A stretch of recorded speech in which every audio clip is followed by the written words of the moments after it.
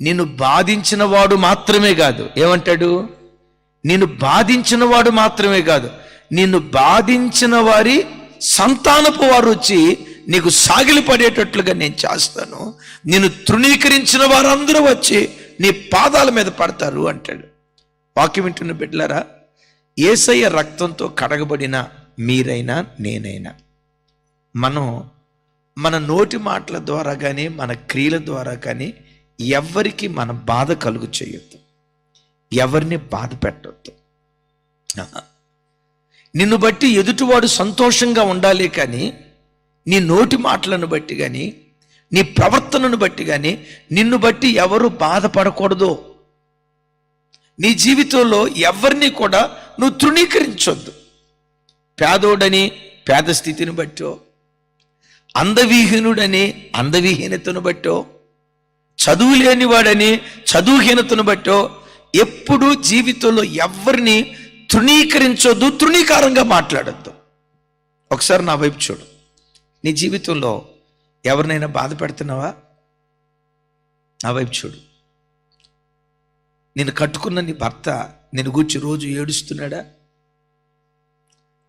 నేను కన్న తల్లిదండ్రులు ఎలాంటి వాడు నా కడుపును పట్టకుండా ఉంటే బాగుండేది, ఎలాంటి వాడు నా కడుపుని ఎందుకు పుట్టాడా అని ఆ కన్న గర్భం రోజు నిన్ను గూర్చి ఏడుస్తుందా? నిష్కారణంగా. ఒకవేళ నిన్ను గూర్చి ఏడిస్తే అది నువ్వు బాధ్యురాలివి, బాధ్యుడివి కాదు. నీ నోటి మాటలు ఎదుటోని బాధ పెట్టేటట్టుగా ఉన్నాయా? ఆలోచించు. నీ ప్రవర్తన ఎదుటివాడికి బాధ కలిగేటట్లుగా, దుఃఖాన్ని తెప్పించేటట్టుగా ఉన్నాయా? ఎవరినైనా తృణీకరిస్తూ తృణీకారంగా నువ్వు మాట్లాడేవా? ఈరోజు ప్రభువును క్షమాపణ అడుగు. నేను ఎవరిని నా నోటి మాటల ద్వారా బాధ పెట్టనయ్యా, ఎవరిని గురించి తృణీకారంగా నేను మాట్లాడినయ్యా అని. ఇక్కడ పౌలయ్య జైలు అధికారిని తృణీకరించాడా? శీల జైలు అధికారిని తృణీకారంగా మాట్లాడా? మాట్లాడాల. వాళ్ళు బాధ పెట్టారు, వాళ్ళు తృణీకరించారు. పౌలు శీల మాత్రం వాళ్ళని తృణీకరించలా. దేవుడు ఇక్కడ ఏమంటాడో తెలుసా? నిన్ను బాధించు వారి సంతానపు వారు వచ్చి నీకు సాగిలి పడేటట్లుగా నేను చేస్తా. నిన్ను తృణీకరించిన వారందరూ నీ పాదాల మీద పడేటట్లుగా నేను చేస్తా. ఒకవేళ నీ జీవితంలో అయ్యా నేను ఎవరిని బాధ పెట్టిన దాన్ని కాదు, కానీ నన్ను అనేక మంది బాధ పెడుతున్నారు, నేను విధవరాలినని, నేను ఒంటరివాడినని, నాకు జనబలం ధనబలం కులబలం ఖండబలం అండబలం లేదని, ఒంటరివాడినని అనేక మంది నా మీద దౌర్జన్యం చేస్తా నన్ను తృణీకరిస్తున్నారు, సూటిపోటి మాటలతో మానసికంగా నన్ను హింసిస్తున్నారు. మరి నా పరిస్థితి ఏంటయ్యా అని అంటావా? ఈరోజు ప్రవచనాత్మకంగా దేవుడు చెప్తున్నాడు, ఎవరైతే నిన్ను బాధించారో బాధించిన వాడు నీ పాదాల మీద పడేటట్టు చేస్తాడు, వాని సంతానపు వారిని కూడా దేవుడు విడిచిపెట్టాడు. నిన్ను తృణీకరించు వారందరూ నీ పాదాల మీద పడతారు. ఇది నేను చెప్తున్న మాట కాదు, పరిశుద్ధ గ్రంథంలో నా దేవుడు మాట్లాడిన మాట. దేవుడు ఊరక ఉబ్బించే మాటలు చెప్పి ప్రజలను తృప్తిపరిచేవాడు కాదు. దేవుడు ఎవరో తెలుసా? యెహోవా చెప్పి చేయకుండునా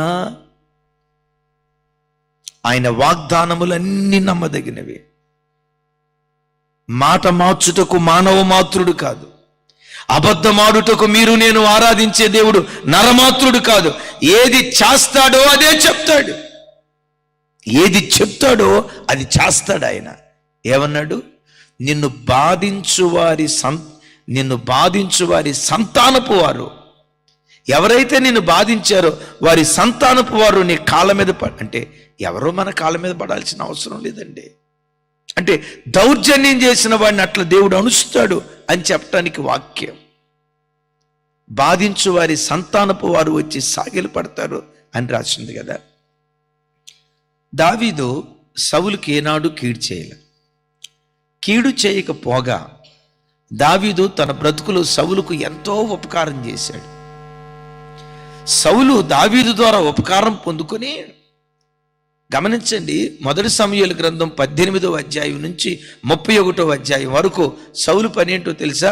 రాజ్యాన్ని పరిపాలన చేయటం కాదు, దావీదును తరమటం.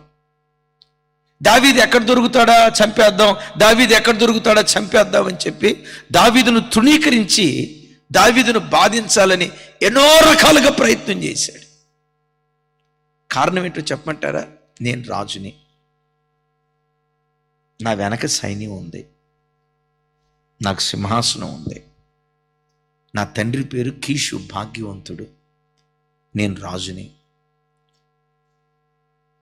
నేను ఏదైనా చేయగలను, నేను జరిగించిందే రాజ్యంలో చాలామంది అవుతుందని చెప్పి తన పదవిని బట్టి నేను ఏవైనా చేయగలనని విర్రవీగాడు. దేవుని బిడ్డలారా, ఒకసారి చూడండి, కొన్నిసార్లు మనం భౌతికంగా కలిగిన స్థితిగతులు, ధనం కానీ, అందం కానీ, చదువు కానీ, ఉద్యోగం కానీ కలిగిన వాటిని బట్టి ఒక వ్యక్తి అతిశయపడేటట్లు, ఎదుటోని తృణీకరించేటట్లు, సూటిపోటి మాటలతో బాధ పెట్టేటట్లు కొన్నిసార్లు మన ధనిక స్థితి మనల్ని రేపుతూ ఉంటుంది. నేను మీకు చెప్తున్నాను, ఈరోజు ఉంది అని పొంగిపోవద్దు, లేదు అని కృంగిపోవద్దు. దేవుడు ఏ స్థితిలో ఉంచినా ఆ స్థితిలో తృప్తిగా ఎవరిని తృణీకరించకుండా, ఎవరికి బాధ కలుగు చేయకుండా ఒక మంచి క్రైస్తవ జీవితం చేయటానికి ప్రభు కృప చూపించును గాక. Praise the lord. సౌలు ఏమనుకున్నాడు? నేను ఏమైనా చేయగలను. దేవుని వాక్యం ఏమంటుంది? ఒక నిర్దోషిని బాధ పెడితే నిన్ను బాధించిన వారి సంతానపు వారు వచ్చి నీకు సాగిలు పడతారు అని రాసింది కదా. విచిత్రం చూడండి. సౌలు చనిపోయాడు, సౌలు యొక్క 3 కుమారులు చనిపోయారు. సౌలు వంశం అంతట్లో ఎవరు మిగిలారో తెలుసా? ఒక్క మెఫీబోషెతు మాత్రమే మిగిలాడు. ఏ స్థితిలో మిగిలాడో తెలుసా? కాళ్ళు పోగొట్టుకొని కుంటోడైపోయాడు. ఎక్కడో మాకీరి ఇంట దిక్కులేని స్థితిలో తాను బ్రతుకుతూ ఉంటే ఈ దావీదు కబురు పంపించి మెఫీబోషెతుని పిలుస్తున్నాడు. ఏం జరిగిందో చూడండి. సమూయేలు 2వ గ్రంథం, సమూయేలు 2వ గ్రంథం. ఎంత బాధాకరమైన మాట. సమూయేలు 2వ గ్రంథం 9వ అధ్యాయం 6-7 వచనాలు. 6-7 వచనాలు. రైట్, 6-7 వచనాలు చూడండి. సౌలు కుమారుడైన యోనాతానునకు పుట్టిన మెఫీబోషెతు దావీదు నొద్దకు వచ్చి సాగిలపడి నమస్కారము చేయగా. చెప్పండి మరొక్కసారి. సౌలు కుమారుడైన యోనాతానునకు పుట్టిన మెఫీబోషెతు దావీదు నొద్దకు వచ్చి, ఎవరి దగ్గరకు వచ్చి ఏం చేశాడు? సాగిలపడి నమస్కారము చేయగా. నా వైపు చూడండి. మెఫీబోషెతు ఎవరు? యోనాతాను యొక్క కుమారుడు. యోనాతాను ఎవరు? సౌలు యొక్క కుమారుడు. సౌలు ఏం చేశాడు? దావీదును బాధ పెట్టాడు. వీడు బచ్చాగాడు, వీడంతా వీడు ఆఫ్టర్ ఆల్, వీడు నా ముందు కోన్కిస్క, వీడు నా ముందు ఎంత ఆఫ్టర్ ఆల్ గాడు, వీడు బచ్చాగాడు అని. గమనించండి, సౌలు తన హోదాను బట్టి తృణీకారంగా మాట్లాడాడు. యెషయా గ్రంథంలో దేవుడు ఏమన్నాడు? అమ్మా, దేవుని మాట ఎంత ఖచ్చితమో చూడండి. నిన్ను బాధించు వారి సంతానపు వారు వచ్చి నీకు సాగిలు పడతారు అన్నాడు కదమ్మా.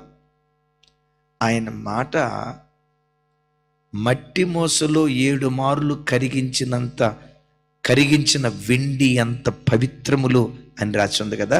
దేవుని మాట ఎంత ఖచ్చితమో చూడండి. నిన్ను బాధించిన వారి సంతానం, నిన్ను బాధించిన వాడు మాత్రమే కాదు, బాధించిన వాడి సంతానపు వాళ్ళను నేను విడిచిపెట్టను, వాళ్ళు వచ్చి నీకు సాగిలు పడతారు అని దేవుడు అన్నాడు కదా. నీ పాదాల మీద పడతారు అని అన్నాడు కదా. సౌలు దావీదుని ఎంతో బాధించాడు.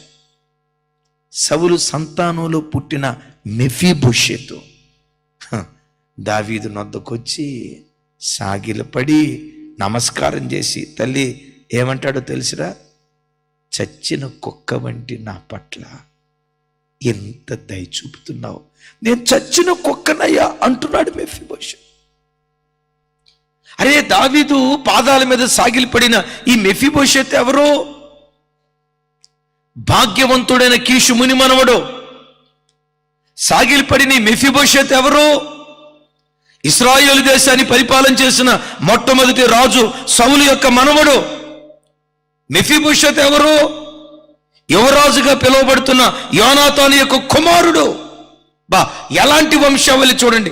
ముత్తాత భాగ్యవంతుడు, తాత రాజు, తండ్రి యువరాజు. ఇంత గొప్ప భాగ్యవంతుని కుటుంబంలో పుట్టిన మెఫీబోషెతు దావీదు పాదాల మీద సాగిలపడ్డాడు. కారణం ఏంటంటే, నిష్కారణంగా దావీదును సౌలు బాధించాడు. ఈ వాక్యం వింటున్న బిడ్డలరా, ఆ తట్టు చూడు.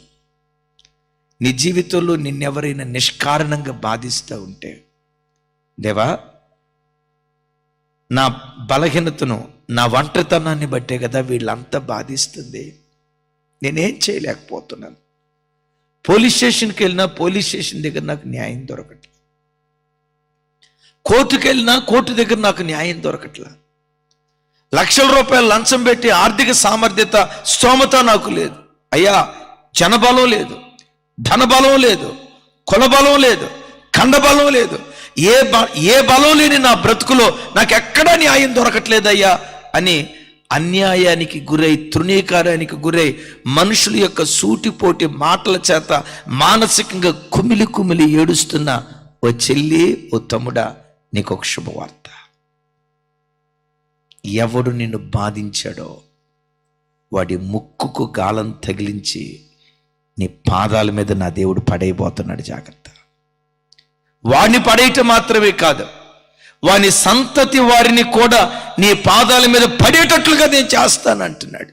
కానీ నేను నీకు చెప్పే మాట ఏంటంటే, నీవు మాత్రం ధనం ఉందని, బలం ఉందని, అందం ఉందని, వయసు ఉందని, స్థితిమంతత్వం ఉందని ఎప్పుడు పొరపాటున ఎవరిని బాధించుకో, ఎవరిని గూర్చి చులకనగా మాట్లాడుకో, ఎవరిని తృణీకరించుకో.